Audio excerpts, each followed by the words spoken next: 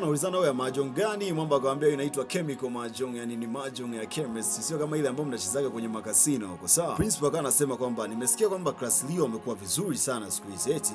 Sasa director naomba unipeleke kwa darasani kwao. Director akawa anaomba sana kwamba siku hiyo Jintiani asije akawa anatoa maboko na wanafunzi wake kwa darasani na staili zake mpya za ufundishaji kwa darasa. Principal akawa anauliza wewe kelele gani hiyo? Akasema darasa la class 3 bana, kupiga kelele ndo tamaduni yao. Ukija hapo usipokuta kelele basi ujuage hawapo. Kuingia ndani madogo yanacheza kamali mbaya mbovu. Mkubwa akauliza wewe mwalimu wenu wa darasa yuko wapi? Kamisuka akiwa anatetemeka sana. Mwamba akasema hii ni staili yangu mpya ya ufundishaji, kwa ni ufundishaji wangu. Mkuu akasema ufundishaji gani huo wa kipuzi?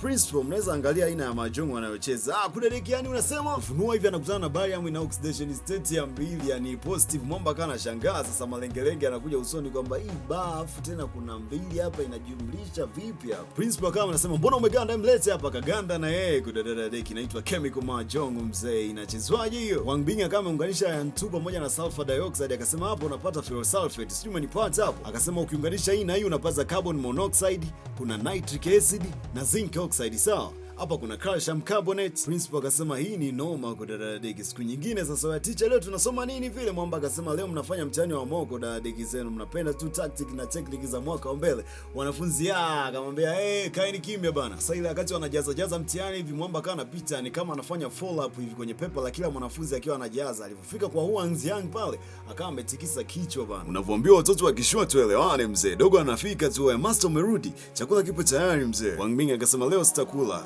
Kwa nini? Na maswali mengi sana ya kufanya, afu na kazi za shuleni, then inabidi nisome sana maana kesho naweza nikana na paper. What? Mzee akasema hii haiwezekani bwana. Mzee akaona ngoja kwanza akacheki kwamba huyu dogo anafanya nini leo, kwamba amesemaje. Kwanza leo amewahi sana kurudi, maana dogo waga anarudi saa 9 afu anaondoka saa 12 asubuhi, yani hiyo ni saa 9 usiku mzee kuchungulia hivi dogo anasoma unaambiwa. Mzee akashuka huko anakimbia sana mpaka kana burunguka, yani kifupi mpaka alianguka chini, akawa anaambia oya huu ni ushuhuda wazee. Mama akana bisha bwana, akisema twende mkaone wote. Wakasema hakika ametenda Jehova aliye hai. Bwana Mungu mkubwa. Allahu Akbar. Sasa ile wakati wanaendelea kuchungulia hivi, bahati mbaya wote wakawa wamedondokea kwa ndani bwana. Wang Bing akawa ameshtuka bwana, akasema mama baba shida nini tena? Mwanangu hatimaye unasoma dadadeki, yani familia ya Wang yenye mali za mabilioni imepata brigadia mrisi msomi kwa dadadeki. Isaini no. Mama akasema mwanangu naomba usintishe, niambie kama unaumwa umechanganyikiwa, maana wewe mwenye akili timamu huwezi kusoma kabisa, yani hata wewe una mtihani wa kufaulu kuelekea mbinguni mzee. Dogo akasema mimi sina shida bana, mimi nasoma. Mzee akasema sema chochote unachokitaka, kama umeamua kusoma kweli mimi nitakupa chochote unachokihitaji. Dogo akasema mimi sitaki chochote kile, mimi ninachotaka tu ni kujifunza Kiingereza na saizi najifunza mwanzo mwisho. Mzee akasema unajifunza Kiingereza? Akatesti mitambo bwana kwamba how are you. Dogo akasema I'm fine thank you. Kuna dadadeki waya linajua kweli. Dogo kakusanya coin zote unaambiwa. Dogo akawa anakunja pepa mwanzo mwisho, yani ni test correction test mpaka muelewe bana. Huu ndo mfumo ambao waga unawafaulisha watu wengi sana bana, mazoezi mengi sana pamoja na mitihani ya kutosha, mitihani na kujenga mzee hiyo kambi bana. Ndio sasa twende guys. Sasa ile wakati walimu wanapiga story ofisini hivi, wakawa wanasema darasa gani ambalo itaongoza, wakawa wanajadiliana pale, wanapongezana, wakasema wewe teacher Jintiani tunaomba utulie tu, kwa sababu darasa lako linaongoza kwa wanafunzi wenye pesa nyingi na wanaongoza kwa kuwa na zero nyingi sana. Ni pesa wanazo lakini akili ndo zilikula mbwa, yani kiufupi madudu kabisa. Madogo akawa ameshika nafasi ya 13 kwenye wilaya nzima kwenye mtihani wa moko bana. Akawa anaambia hongereni jamani, ila sasa kwenye mase tupo top 10, yani kuna mwanafunzi mmoja ambaye ametokea amenyosha kiukweli, yani ametuwakilisha, ameingia mpaka kwenye top 10, yani huyo amevuka mipaka, na mwanafunzi mwenyewe ni Huang Xiang. Dogo mwenyewe amini unaambiwa. Dogo amekunja mtihani amepata 121 juu ya 150 unaambiwa. Kudadadadeki. Ile dogo amerudi nyumbani akaanza kumuonyesha mzee pepa kwamba ni amekunja mbaya mbovu, ila amemfuata hivi mzee akasema vipi umeshaleta noma gani tena? Akamwonyesha pepa mzee akacheka afu akamwasha kibao dadadeki, akasema yani rushwa uliotoa huko utanieleza unakopashia babaki. Akamwambia kwa upuuzi ulionao hata ukapewa majibu uigilizie ndani ya mtihani huwezi pata hizi marks wewe mpaka dunia inaisha. Mzee hakutaka kumsikiliza hata kidogo bana, kama ilichana lile pepa tena kama ilitupa chini, afu akamwambia usije kuleta upuuzi wako wala upumbavu wako tena hapa nitakuumiza. Sasa dogo kana mawazo sana sababu kwamba anataka nimfanyie nini, maana nimefaulu mimi mwenyewe, anasema nimeigilizia, maana kila ambacho nitafanya haya nizingatia namzingatia tu dogo Yugo, yani imekuwaje kwaje yani. Kesho yake sasa akawa ameganda darasani huko, stress zikiwa zinamwandama sana. Akaambiwa oya, tafuta log ya 17. Dogo akasema jibu B. Kila alichokuwa anafanya kilikuwa kinakuwa uongo mzee. Hadi kwenye game alikokuwa anaingia kucheza game bado alikuwa anakosa, yani alikuwa sio kawaida yake, tofauti na anapochezaga game kila siku bana. Ikabidi amuelezee mwamba anaitwa Jintian, akasema fresh. Jintian akasema mimi nitaenda na kumuelezea na nitampa ushahidi kwamba wewe zile marks ambazo ulikuwa umepata zilikuwa zipo live, yani kiufupi ulipata kiwa halali na hujaigilizia kwa mtu yoyote. Hilo ametimba hivi mpaka kwa kina Huang mzee alipopewa taarifa kwamba kuna wageni wako huku. Mzee akasema mwambeni wewe mgeni tutaongea kesho. Sawa. Mlinzi akasema lakini ni mwalimu wa Young Master Ziang. Mzee ikabidi afike bana, akamwambia mnasemaje wazee? Akamwambia mimi naitwa Mr. Jintian, mimi ni mwalimu wa Huang Ziang na huyu anaitwa Miss Sumei, sisi wote ni walimu wa Huang Ziang. Tumeleta uthibitisho kwamba marks za Ziang za moko ziko live, yani kifupi amepata, hakucheki kwa mtu yoyote wala hakupewa majibu wala hakufanya ubashiri wowote, yani ubatili wowote. Mzee akacheka afu akasema aliomba shingapi yani? Au aliwatishia au kuna kitu chochote ambacho aliwaambia kwamba atawafukuzisha kazi msipompa hizo marks? Jintian akasema hapana. Sasa kwa nini mlimpa majibu Au mnafikiri kwamba mimi sijui ni zuzu kiasi gani? Mimi najua huyu ni chizi kichaa, namfahamu, huyu ni mwanangu, sawa? Au mnataka niamshe pila hapa eti niwazingue niwavuruge, si ndio? Jintian akasema haina haja ya kufanya yote hayo, lakini kama utataka kuprove, kesho nitakuandalia njia ambayo itakuprovia na itakuthibitishia kwamba mtoto wako alifanya paper, yani alifanya mtihani kwa akili zake yeye mwenyewe na alifaulu pasipo kupewa majibu na mtu yoyote. Kama utakuwa upo tayari, yani kama utakuwa willing, unaweza kusogea au kuja shuleni kesho, nitakuwa na kusubiria wewe ili tuje tu prove hilo swala. Wakawa wanatembea bana. Mzee akawa anajiuliza sana kwamba huyu dogo anaweza kama amekuwa genius kweli, imekuwaje kwaje yani. Sema anyways, tutajua. Kesho yake ndinga moja kali sana la mwaka wa mbele likali linatua mpaka kwenye mageti ya shule babake, afu akametua Mr. Ziang mwenyewe, baba ng'ombe, pesa chafu. Karibu sana mzee wa kazi, heshima yako. Mzee akasema unyama, twendeni ongozeni njia. Sawa. Mzee Ziang akawa ameingia bana, akasema ulikuwa unataka ufanyeje yani? Jintian akamwambia hapa kuna mitihani kama 110 hivi kutoka kila shule hapa nchini, yani ni nchi nzima. Sasa utakachofanya wewe utachagua mtihani mmoja kati ya random, yani sio lazima uchukue wa juu sio wa chini, unaweza ukachukua hata wa katikati mzee. Yani chaguo ni lako. Afu then dogo atapita nao live, yani atagonga show hapa wakati tunamwangalia, then paper litasaishwa na walimu ambao wametuzunguka. Yani kiufupi siku hiyo iliitwa ile crew ya walimu konki hapo shuleni ili waje wafanye ili swala liwe linatimia kimpango mzima, yani kiufupi liende sawa sawia. Kwa walimu watasaisha hapa, yani hamna kwenda sehemu fulani wala kwenda sehemu fulani, na majibu yote pamoja na marking scheme, yani tunasema majibu hapo pembeni.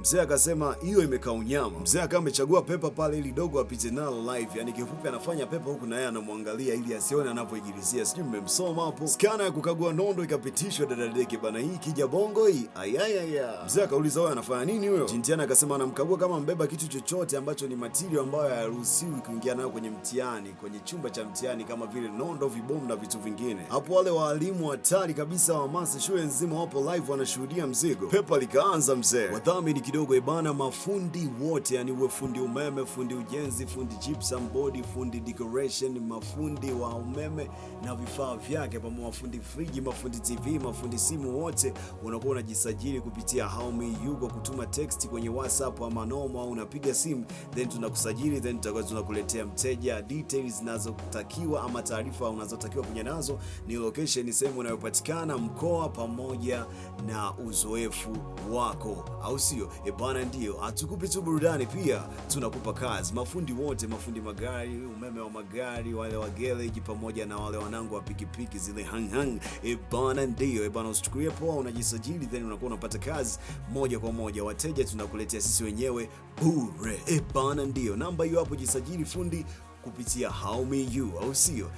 Bana ndio. Mwamba akasema tutaona. Saida wakati anaendelea kujadili pale, dogo akawa ameshafika section C, yani kama nusu saa hivi, wakati huo mtihani una kama masaa matatu, ndani ya nusu saa dogo akawa amefuta section zote za mwanzo, afu akawa ameingia section ya mwisho kabisa, unaambiwa. Wakawa wanashangaa pale, mara pop dogo akawa amemaliza dadadeki. Oya noma sana. Madam akasema lakini muda bado upo, unaweza ukamalizia kama hujamaliza mtihani, usikurupuke wala usiwahi wala usiwe rush, au sio? Bana twende taratibu ili ufanye mtihani ukiwa na uhuru na ufanye kwa usahihi, sawa? Dogo akasema mimi nimeshamaliza mzee. Ile kusahisha hivi Dogo amekunja section za kwanza zote unaambiwa. Mzee akabisha bana akisema hizo section za kwanza ni rahisi sana kufaulu kwa sababu anaweza hata akakisia wewe mjinga. Kuna solution alikunja kwa kutumia calculus method bana, kwa wale wasioelewa, kwa faida wasioelewa.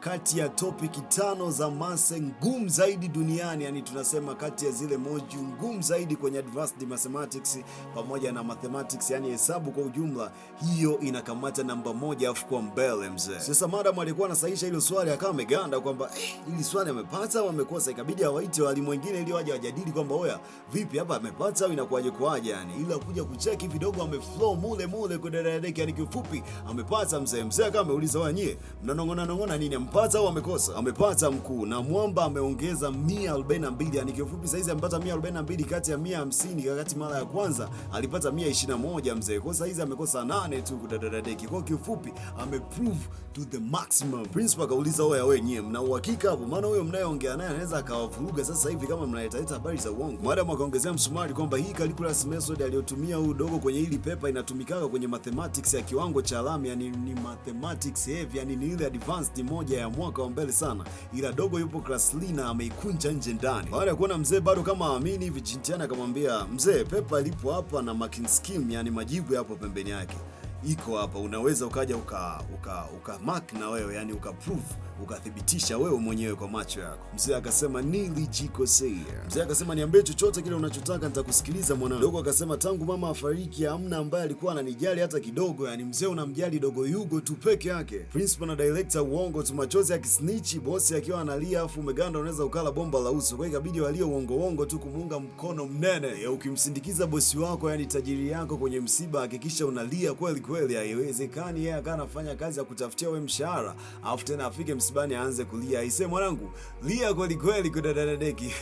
Siku ya mtihani wa mwisho Madogo nyomi na magari ya kwenda ni magari ya miaka ya mbele, ni Mercedes, Benz, Cadillac na V8. Madogo wana shangwe la kwenda kupiga pepa, ni hatari yani. Wadosi wote wakawa wanamshukuru teacher Jintiani kwa kazi ngumu aliyoifanya ya kuwatoa kutoka kwenye 0 mpaka kupata 98, 97, 96.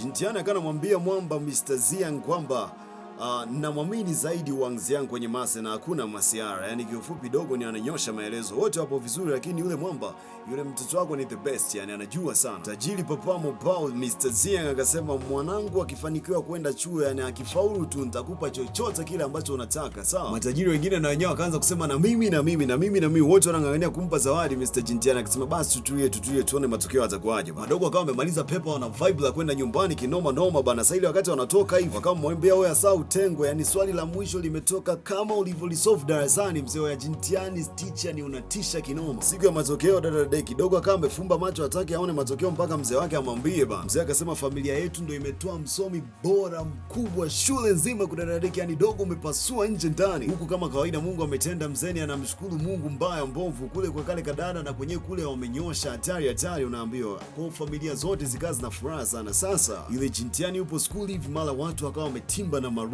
unaambiwa.